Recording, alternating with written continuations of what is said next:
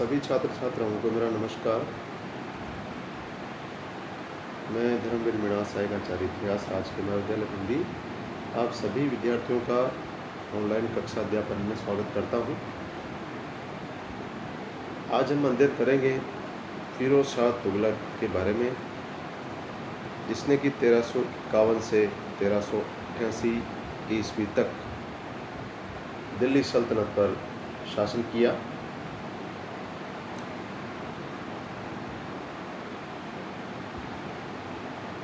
फिरोज शाह तुगलक का जन्म 1309 ईस्वी में हुआ। फिरोज की शिक्षा का अच्छा प्रबंध किया गया, परंतु वह योग्य नहीं बन सका। उसने अपने जीवन में न तो किसी सफल सैनिक अभियान में भाग लिया और न ही एक अच्छे शासन प्रबंधक की योग्यता का परिचय दिया। परंतु मोहम्मद तुगलक अपने इस भाई से विशेष प्रेम करता था और संभवतः फिरोज का सबसे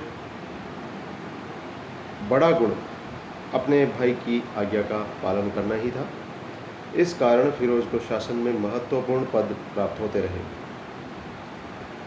जिस समय मोहम्मद तुगलक की मृत्यु हुई तब भी फिरोज उसके साथ में था और सरदारों की सम्मति से 23 मार्च 1351 ईस्वी को फिरोज ने सिंहासन पर बैठना स्वीकार किया और वह सुल्तान बना। परंतु फिरोज का सिंहासनारोहण निर्विवाद नहीं था। जिस समय सुल्तान मोहम्मद की मृत्यु हुई उस समय उसका एक भाई, 3 चचेरे भाई, एक भांजा, उसकी पुत्री के 2 पुत्र और संभवतः उसका एक अल्पवयस्क पुत्र जीवित थे। इनमें से उसकी बहन खुदाबंदजादा ने अपने पुत्र के अधिकार का दावा किया, परंतु सरदारों ने उसे अयोग्य मानकर उसके अधिकार को अस्वीकृत कर दिया और फिरोज को ठट्टा के निकट सुल्तान घोषित कर दिया।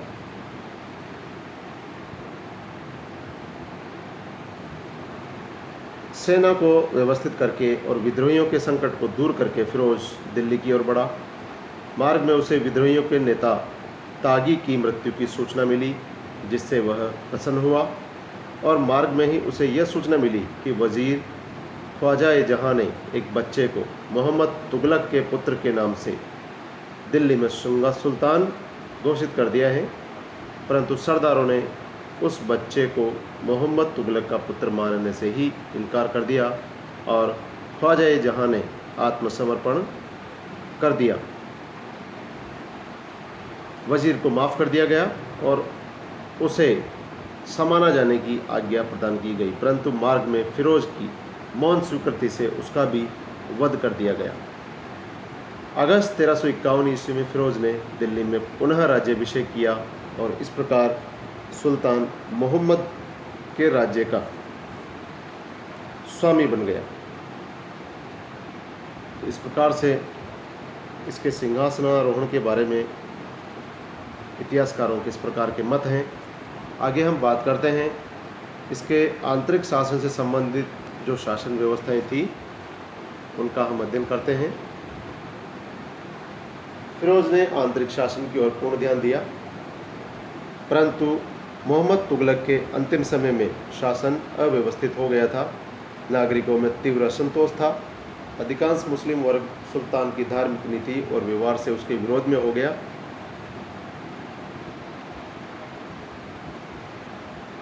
और सबसे बड़ी समस्या राज्य की गिरती हुई आर्थिक स्थिति थी। फिरोज का लक्ष्य इस स्थिति को सुधारने का रहा।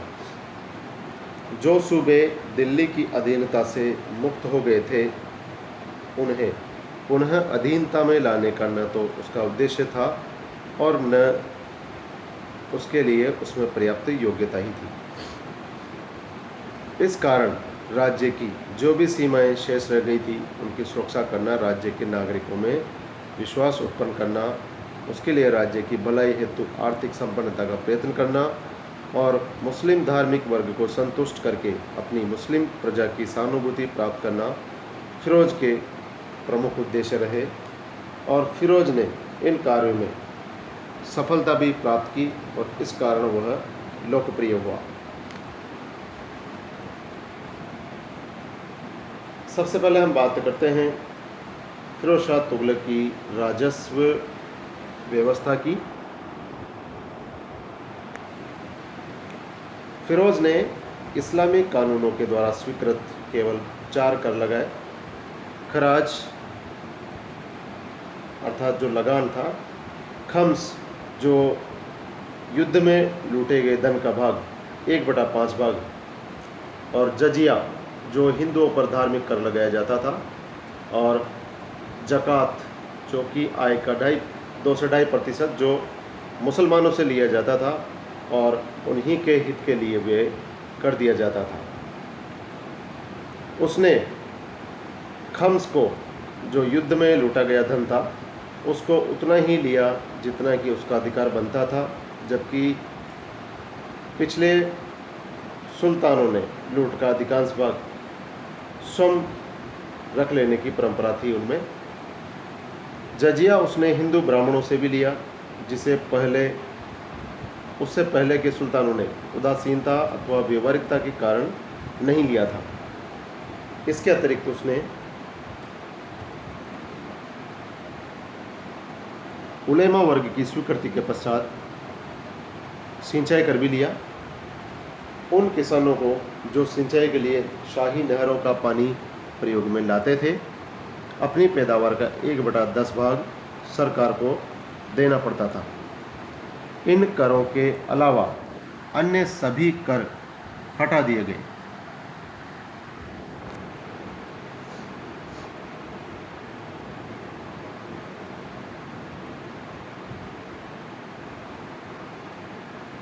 फिरोज ने अपने समय में प्राय 24 कष्टदायी करों को समाप्त किया।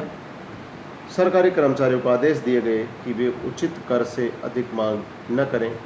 उसने शशगनी नामक सिक्का भी चलाया। अफीक के अनुसार सुल्तान ने अद्दा एवं बिख नामक तांबा और चांदी निर्मित सिक्के भी चलाए, जिनका नाम था अद्दा एवं बिख। उसने सिक्कों पर अपने नाम के साथ अपने पुत्र अथवा उत्तराधिकारी फतेह खान का भी नाम अंकित करवाया।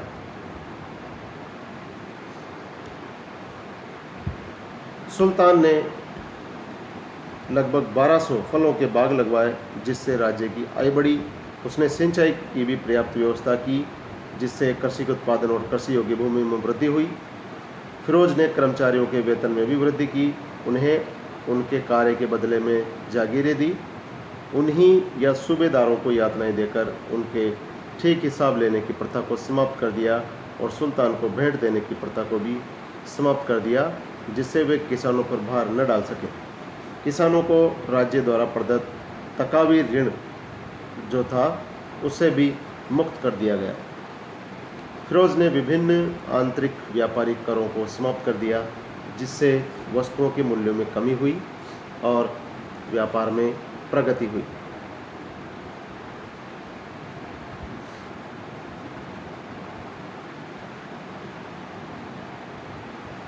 परंतु फिरोज की राजस्व व्यवस्था में 2 मूल दोष रहे: जागीरदारी प्रथा और भूमि का ठेके पर दिया जाना। जागीरदारों से किसानों की भलाई करने की आशा नहीं की जा सकती थी, जबकि जागीरें केवल राज्य के बड़े पदाधिकारियों को ही नहीं बल्कि सभी महत्वपूर्ण सैनिक और असैनिक पदाधिकारियों को भी दी गई थी। ये पदाधिकारी अपनी भूमियों को पेशेवर ठेकेदारों को लगाने एकत्रित करने के लिए दे देते थे। भूमि को ठेके पर लेने वाले पेशेवर व्यक्ति किसानों से अधिक धन वसूला करते थे। इस प्रकार से यह उसकी राजस्व व्यवस्था का दोष रहा।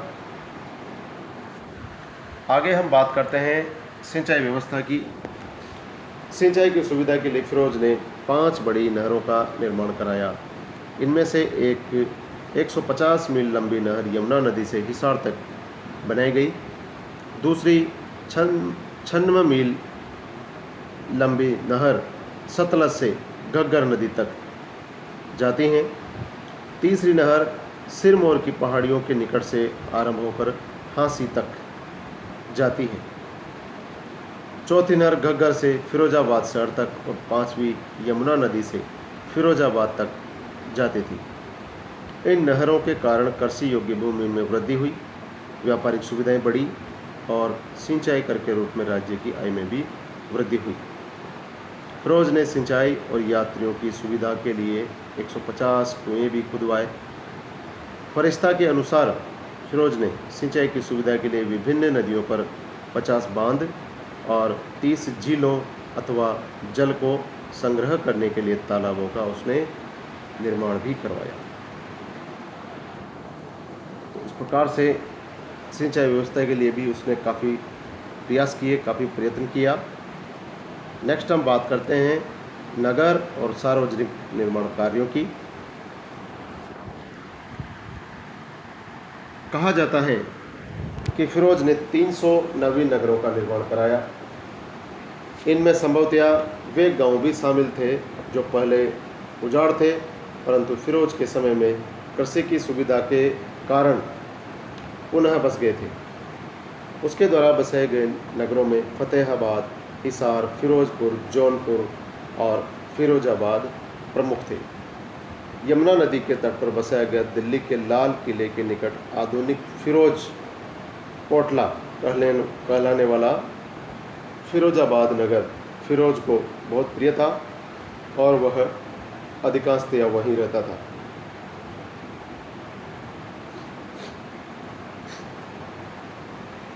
फिरोज ने नवीन इमारतों की सुरक्षा और मरम्मत की भी व्यवस्था की।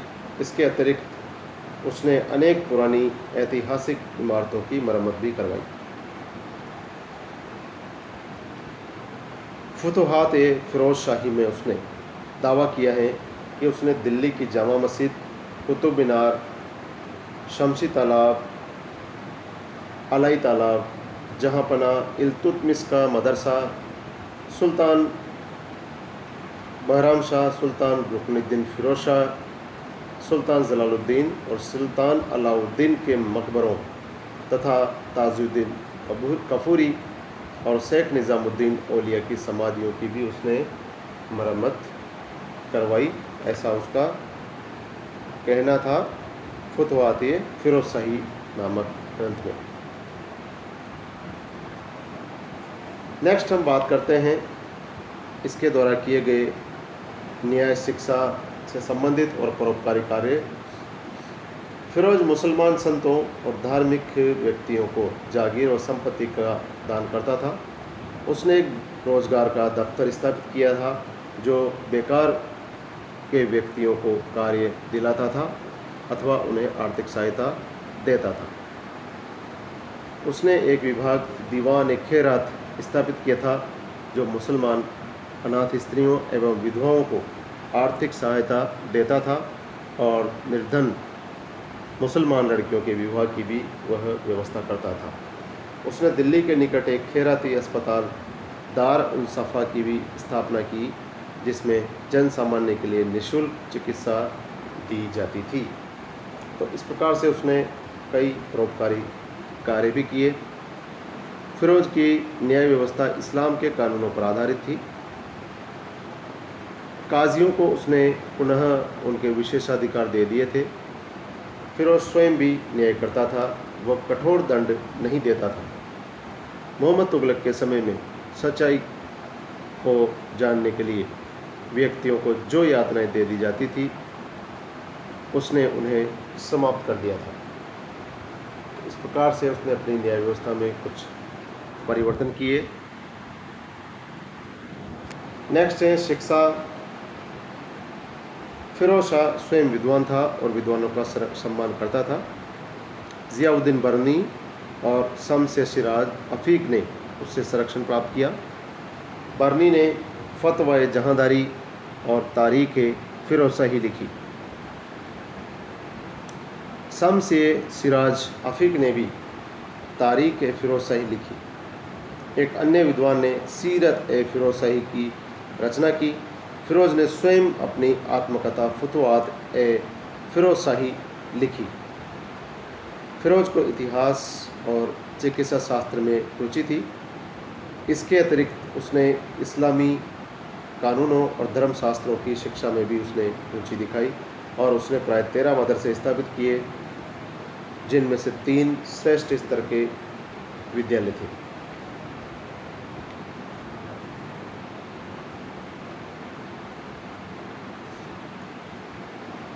राज्य के सभी स्थानों पर विद्वानों को संरक्षण दिया जाता था तथा सभी विद्वानों को जागीरें अथवा भेंटें प्रदान की जाती थी। ज्वालामुखी के मंदिर के पुस्तकालय में उसने संस्कृत में लिखे 1300 ग्रंथ प्राप्त हुए। उनमें से कुछ का उसने फारसी में अनुवाद भी कराया। उनमें से एक का नाम दलायत फिरोज शाही रखा गया, तो दर्शन और नक्षत्र विज्ञान से संबंधित ग्रंथ था। अफीक के कथन के अनुसार सुल्तान विद्वानों को सहायता के रूप में 36 लाख टंका देता था। इस प्रकार फिरोज ने शिक्षा के लिए समुचित व्यवस्था की, परंतु उसके समय का साहित्य इस्लाम धर्म से प्रभावित होने के कारण संकुचित धारणाओं से परिपूर्ण रहा। इस प्रकार से उसके शिक्षा से संबंधित क्षेत्र में कुछ परिवर्तन रहे। इसके बाद बात करते हैं हम इसकी धार्मिक नीति की। दिल्ली के सुल्तानों में फिरोज शाह पहला सुल्तान था जिसने इस्लाम के कानूनों और उलेमा वर्ग को राज्य की शासन में प्रदान किया। अन्य शासकों ने इस्लाम धर्म का समर्थन किया और अपनी बहुसंख्यक हिंदू प्रजा के प्रति असहिष्णुता की नीति अपनाई, परंतु उन्होंने उसे स्पष्ट रूप से शासन के सिद्धांत के रूप में स्वीकार नहीं किया। परंतु फिरोज ने कट्टर सुन्नी वर्ग का समर्थन प्राप्त करने के लिए इस्लाम के सिद्धांतों को अपने राज्य की नीति का आधार बनाया तथा प्रत्येक अवसर पर उलेमा वर्ग से सलाह और सहायता ली। इस दृष्टि से उसका सिद्धांत बाद के मुगल बादशाह और औरंगजेब की बात ही रहा। उसमें केवल एक अंतर रह गया कि जहां औरंगजेब स्वयं की इस्लामी कानूनों में पारंगत मानता था, फिरोज इसके लिए उलेमा वर्ग की सलाह पर निर्भर करता था। इस प्रकार फिरोज की धार्मिक नीति धर्मांधता और असहिष्णुता की रही।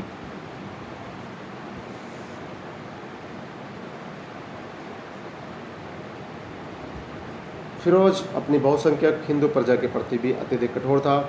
उसने इस्लाम के प्रचार को अपना प्रमुख कर्तव्य माना और हिंदुओं को अपना धर्म छोड़कर मुसलमान बनने के लिए उसने अनेक प्रोत्साहन दिए।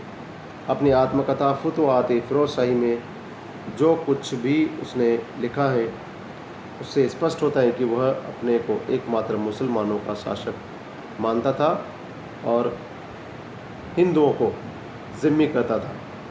उसने लिखा है कि मैंने अपने काफिर प्रजा को पैगंबर का धर्म स्वीकार करने के लिए बाध्य किया और यह घोषणा की कि जो भी अपने धर्म को छोड़कर मुसलमान बन जाएगा उसे जजिया से मुक्त कर दिया जाएगा। अनेक स्थलों पर उसने हिंदू मंदिरों को नष्ट करने, हिंदू मेलों को भंग करने, हिंदुओं को मुसलमान बनाने अथवा उनका वध करने का वर्णन भी उसने अपनी जो आत्मकथा है उसमें किया है।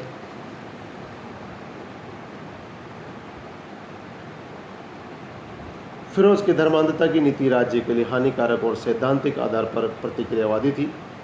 बहुसंख्यक हिंदू प्रजा उससे असंतुष्ट थी और अलाउद्दीन तथा मोहम्मद तुगलक के समय में आरंभ की गई धर्म और राज्य को पृथक रखने की चेष्टा विफल हो गई। तुगलक वंश के पतन में इन सबका योगदान रहा। इस प्रकार से हमने फिरोज शाह तुगलक से संबंधित कुछ महत्वपूर्ण जानकारी प्राप्त की। नेक्स्ट अध्याय में हम इसी से आगे की चर्चा करेंगे। धन्यवाद।